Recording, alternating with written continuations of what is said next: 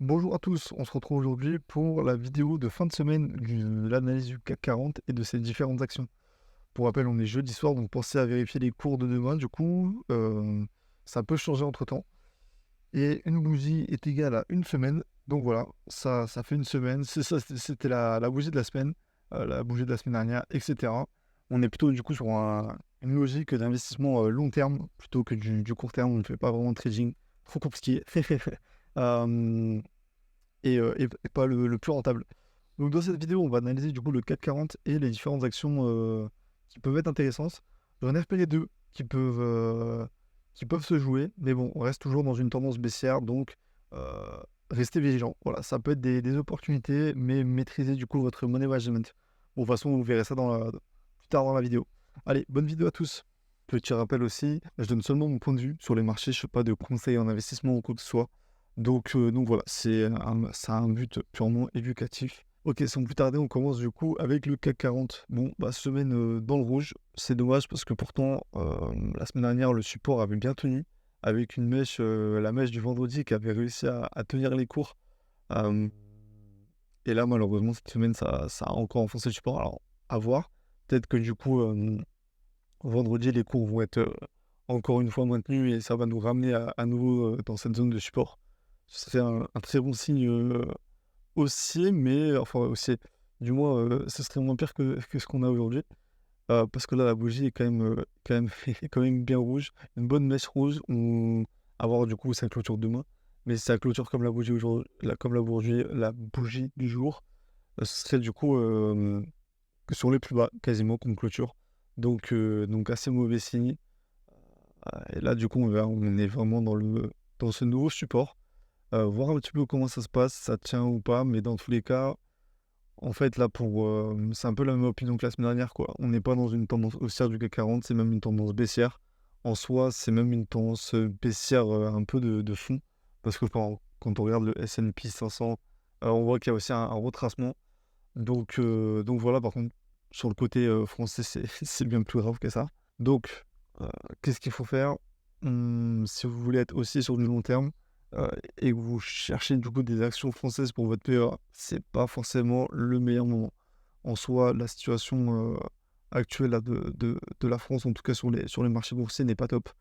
Donc, il faudrait plutôt voir du côté américain, peut-être sélectionner des actions américaines. Alors, du coup, ça ne rentrerait pas dans une stratégie PEA, mais plutôt avec un compte titre d'investissement plus long terme. Là, du côté français, il y a pas grand-chose à faire en soi. On va quand même s'analyser quelques actions parce que bah, on peut voir du coup avec les actions qui tiennent mieux que les autres. Ça voudrait dire qu'elles résistent mieux malgré la situation actuelle. Mais malgré tout, voilà, pour le moment, on n'a pas il n'y a pas une grosse conviction haussière, il n'y a pas une grosse conviction acheteuse. Donc moi, je pense que ce qui a favorisé, c'est la temporisation.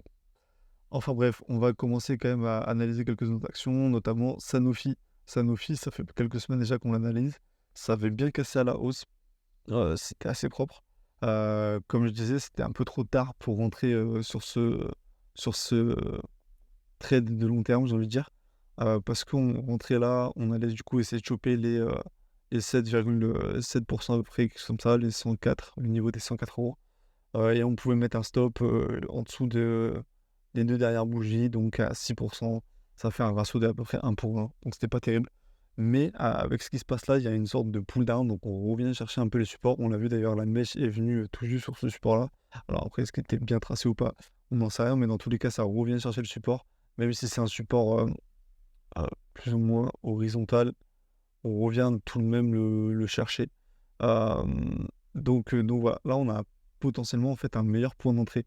On a potentiellement un meilleur point d'entrée qu'avant. Euh, ouais, imaginons que le scénario soit toujours valide et qu'on rentre à peu près ici.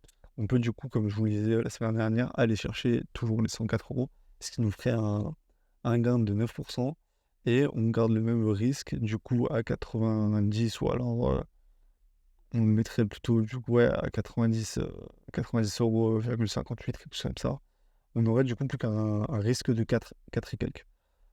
Le risque beaucoup plus intéressant que la dernière fois, ça peut être quelque chose à tenter, mais euh, le gros risque en fait qu'on a, c'est le marché qui est, pour le moment, pas en grande forme, qui est pas haussier donc en soi, ça tire un peu tout le monde vers le bas. Ça pousse pas, vraiment à la hausse.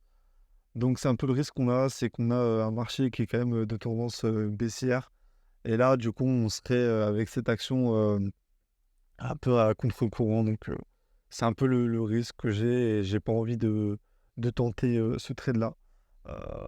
Donc voilà, surtout que c'est, Sanofi et le graphe, enfin la figure un petit peu que nous propose Sanofi, c'est quand même pas, très propre, quoi. On voit que c'est, une action quand même vachement erratique, donc ça va, très haut vers le haut, très fort vers le bas, donc pas mal de risques. Donc on n'a pas une belle courbe comme on pourrait avoir sur, du Hermès, qui part bien vers le haut. Donc ouais, un peu plus compliqué là. Mais bon, ça peut être un truc qui peut toujours se tenter. Mais voilà, je mettrais des positions, assez faibles, heu, potentiellement risquer, je sais pas, 0,20 de votre capital. Enfin, mettez des petits montants là-dessus, ça c'est vraiment plus pour s'amuser qu'autre chose. Je pense que là, on n'a pas vraiment une grosse stratégie de long terme là-dessus, quoi. Clépierre. Clépierre qui est intéressant. Alors, ce qu'il faut savoir, c'est que c'est une action à dividendes. Chaque année, du coup, ils reversent, des dividendes. Les dividendes sont ouais, ils stagnent depuis plusieurs années, mais ça reste quand même, intéressant, quoique c'est légèrement haussier. Encore, je suis pas vraiment sûr, ça reste constant.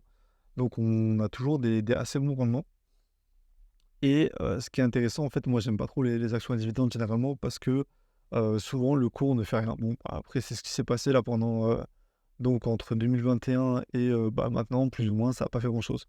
Hem, Là, c'est remonté depuis quelques semaines, mais voilà, sinon c'était dans une sorte de range. Heu, je vais le tracer, poum, voilà, donc l'action, elle fait pas grand-chose, mais c'est pas mal parce que, bah, l'action, elle peut rien faire. Si toi, tu as acheté en bas, du range, tu te prends toujours tes dividendes, ça te fait du bénéf, quoi. Mais bon, c'était pas la stratégie, que je préfère faire. Je préfère plutôt investir sur des boîtes en croissance, bah, je vais le redire encore une fois, mais comme LVMH, comme AXA qui était aussi en pas mal en croissance depuis ces dernières années. Heu, il y avait Schneider, bon, en grosse croissance, chez Schneider, mais voilà, c'est plus ce profil-là d'entreprise que je cherche dans ma stratégie, portefeuille. Mais pour tous ceux qui sont intéressés par du dividende, il y a des bons dividendes. Là, l'action est en tendance, plus ou moins haussière. Ça sort un peu du range. Alors, c'est pas encore confirmé, mais on peut voir du coup un peu ce qui se passe potentiellement sur une bougie égale un mois. Ouais, ouais, ça plus ou moins, ça commence à casser, ouais, cette résistance qu'on avait là. Heu, Si je dois la tracer un peu mieux, on avait une sorte de résistance mensuelle ici.